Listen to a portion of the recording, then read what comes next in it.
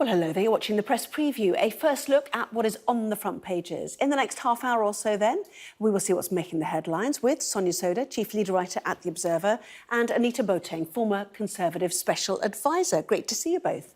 As ever, let's check out the front pages. Rotten to the core, that is the Daily Mail's verdict on the Metropolitan Police, which was found to be institutionally corrupt over its handling of private investigator Daniel Morgan.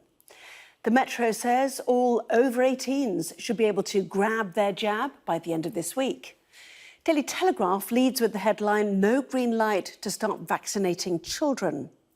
While The Guardian says COVID vaccines are to be made mandatory for care home staff. The Daily Express celebrates the UK-Australia trade deal, saying it's a fantastic Brexit boost. The Yorkshire Post also leads on the UK's post-Brexit trade deal with Australia and how it could affect the welfare of animals in the UK. And this is how the deal is being reported down under. The Australian pictures Prime Minister Scott Morrison with the Queen saying he sealed a historic pact with the UK. The Eye investigates mental health treatment, finding that it has been withheld from people who frequently turn to the emergency services for help. Fabrice Muamba, who suffered a cardiac arrest during a football game like Denmark's Christian Eriksen, has called for more defibrillators in public places, according to The Mirror. Financial Times focusing on Chancellor Rishi Sunak and his £4 billion bill from next year, if he's to stick to the Tories' triple lock pension pledge. Jennifer Saunders, who wrote and starred in Absolutely Fabulous, has told The Sun she doesn't think she would get away with making the sitcom today, criticising what she calls the small-mindedness of today's so-called woke era. And The Star says Uri Geller has vowed to help Scotland beat England in the Euros on Friday using psychic energy. Is it to the kilt? I don't know. We'll find out later, maybe. So, Sonia Sodha, Chief Leader Writer at The Observer, Anita Boateng, former Conservative Special Advisor, are here. Welcome, and great to see both of you. Let's kick off, shall we, with the Daily Mail. Anita, this is obviously a historic case which has legacy issues right through to today. Absolutely. And this really goes to the heart of the issue of trust. The contract between the public and the police is one that requires a great deal of trust. And it's pretty shocking and pretty remarkable that the Metropolitan Police had to produce a report such as this, which exposed levels upon levels of institutional failings. My heart really does go out to the family.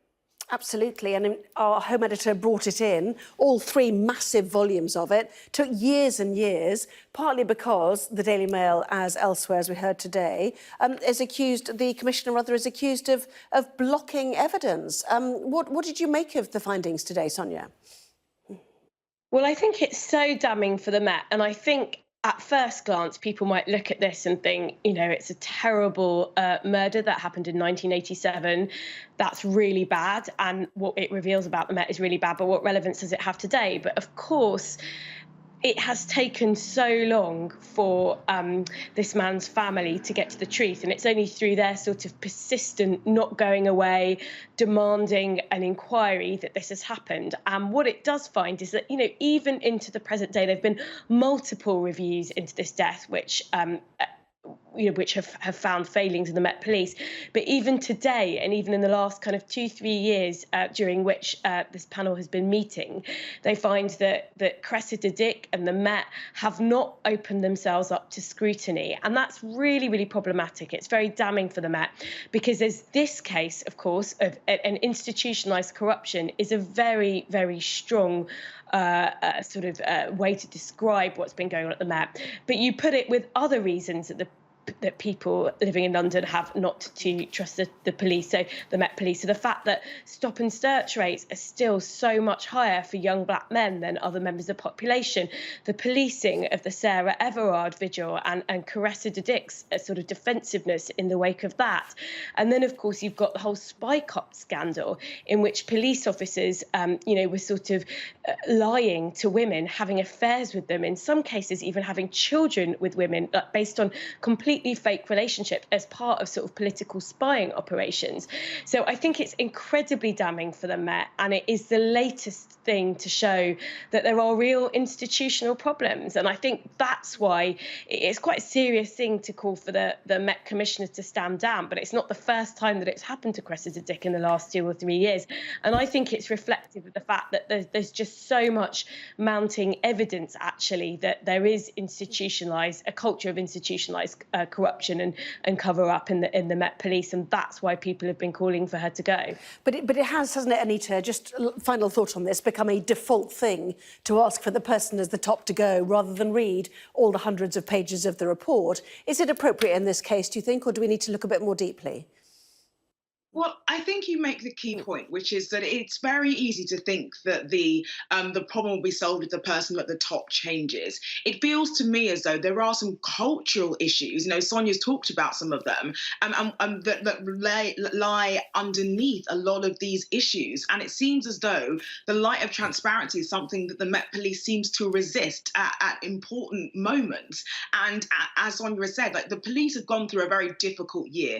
There have been some real challenges around policing, of whether it's a pandemic, whether it's Everard's murder, or whether it's the issues around the relationship between BAME communities and the police. And what we need is more openness and less resistance. Now, I'm not sure that all of that can be solved by changing the head, and it feels to me as though we reach for that solution as a way to kind of absolve ourselves of responsibility and the hard work I think it's going to take to build that trust back between the police and the public.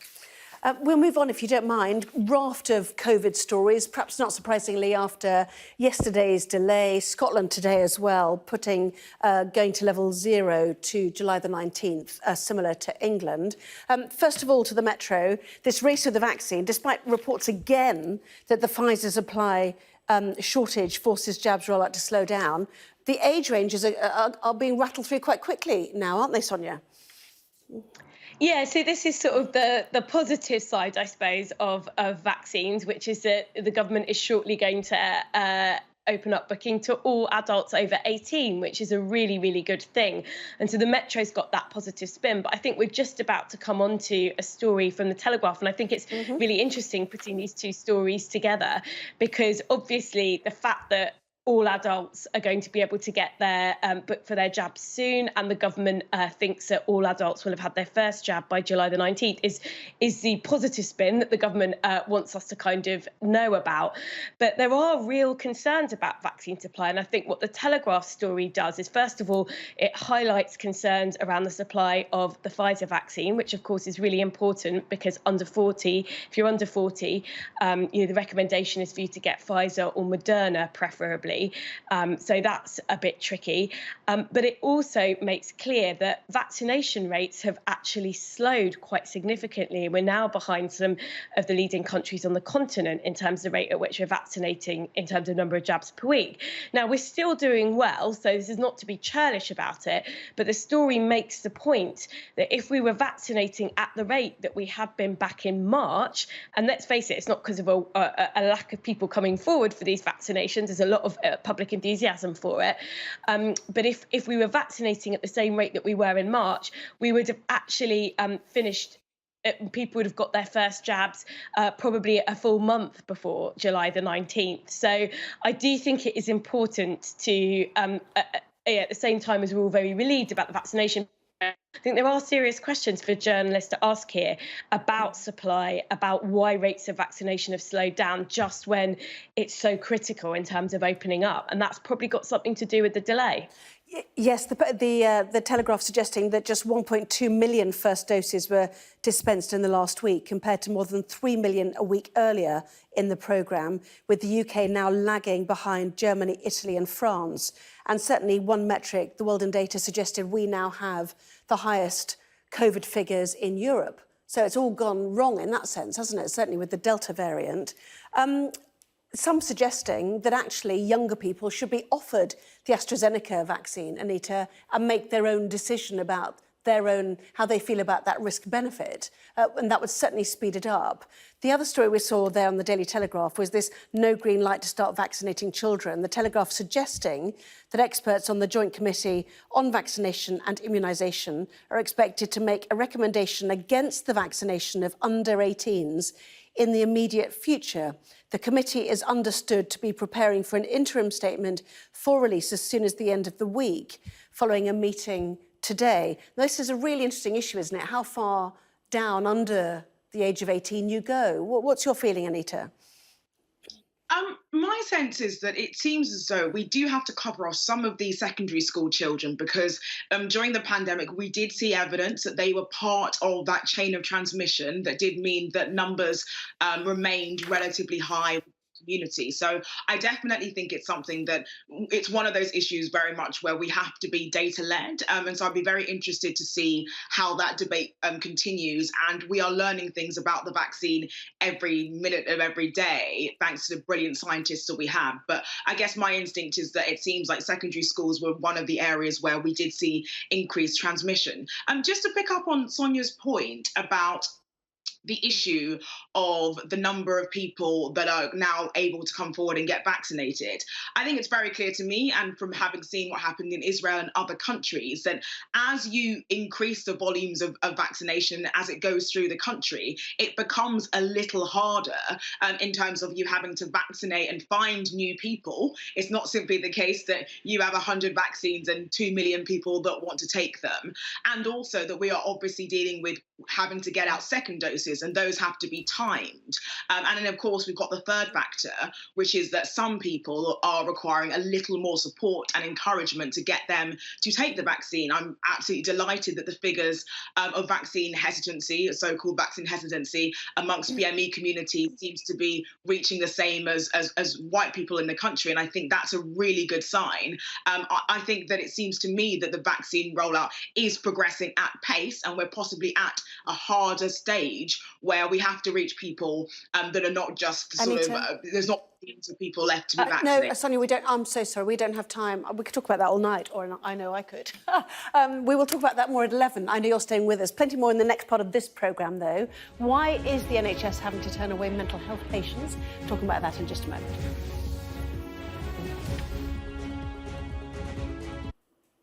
Well, welcome back. You're watching the press preview.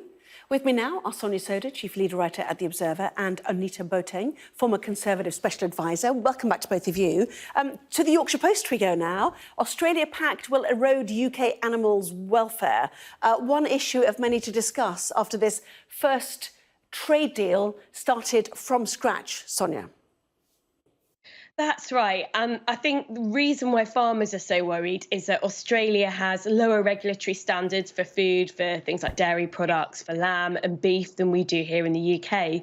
So what they're concerned about is that once the tariff-free sort of grace period expires in this trade deal, you're going to get cheaper Australia and New Zealand meat and dairy products come into the UK market, and that it's going to be very, very difficult for British farmers, where we have higher welfare standards, to compete. I think this is a real problem, and I think it is one of the flaws in the sort of plan for Brexit.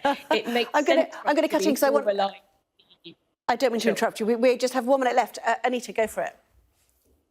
It just feels as though the people that supported Remain can't have it both ways. Like, either the fact that the Australian trade was never going to make up for EU trade, or it's going to be the absolute end of animal welfare standards and, good price meat until the end of time. It feels to me as though this has been phased in over 15 years. There is a lot of focus from Australian farmers on the Asian market, where meat is much, much higher. And ultimately, the UK is going to continue to have enormously high trading standards. And even the Yorkshire Post piece kind of acknowledges there might be some risk around, from the NFU saying, what about animal welfare? Not that there's anything tangible in this deal that will have a negative impact on animal welfare. Anita, Sonia, great stuff. We will see you for more on that and all the things we didn't yet discuss, of which there's a long list, is there not? See you for more at 11. Thank you both very much indeed.